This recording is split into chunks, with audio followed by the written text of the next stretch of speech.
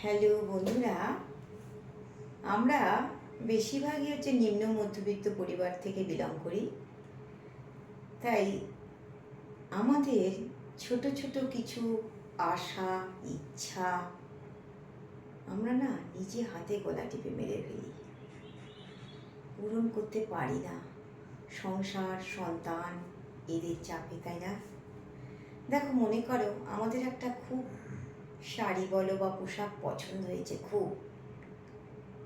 দোকানে গিয়ে যখন দামটা জানলাম, তখন মনে মনে ভাবলাম, থাক, এই পোশাকটা দরকার নেই, আরও তো পোশাক রয়েছে, চলে যাবে। তারপরে ধরো একটা সুন্দর ডিজাইনের গয়না পছন্দ হলো, মনে মনে ভাবলাম ওই পোশাকের সঙ্গে এই গয়নাটা ভীষণ মানাবে, ভীষণ ভালোও লাগবে, ম্যাচ হয়ে যাবে। দোকানদার যখন দামটা আমায় বললো, তখন হয়তো ভাবলাম, থাকবে, এখন নেব না দাদা, পরে নেব, এরকম তো আমরা বলি, তাই না?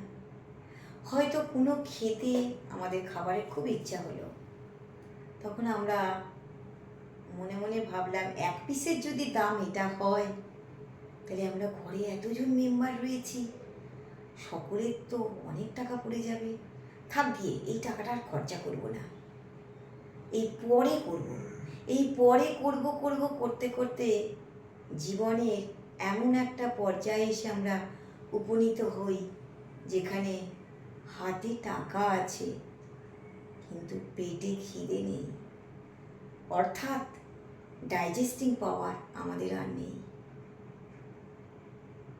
আর শাড়ি, তখন আর মনে হবে না যে দামি ভালো শাড়ি পরি, তখন মনে হবে ওই ফিনফিনে পাতলা নাইটিটাই হচ্ছে আমার বেস্ট বা কমফোর্টেবল পোশাক।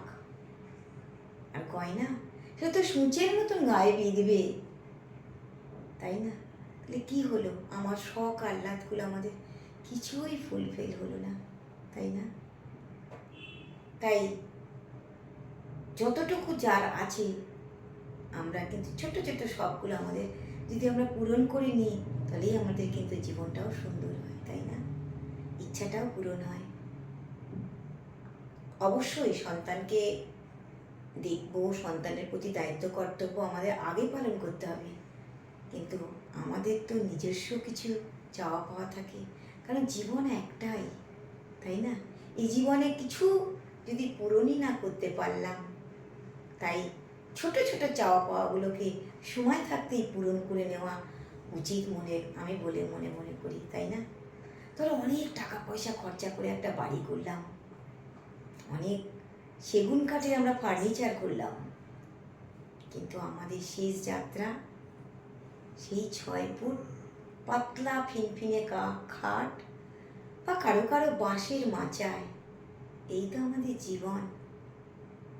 সন্তান যখন বড় হয়, তখন তাদের একটা আলাদা জগৎ তৈরি হয়, সেই জগতে অনেক সময় থাকে নো এন্ট্রি, অর্থাৎ সন্তানরা বলে আমার কোনো ব্যাপারে কথা বলবে না।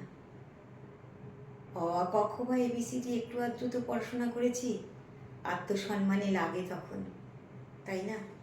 তাই সময় থাকতে যতটুকু ছোটোখাটো ইচ্ছাগুলো আমাদের পূরণ করে নিলে আমাদের মনটাও ভালো থাকে, আর মনে হয় যে না, একটু হলেও শান্তি পাওয়া যায়, তাই না?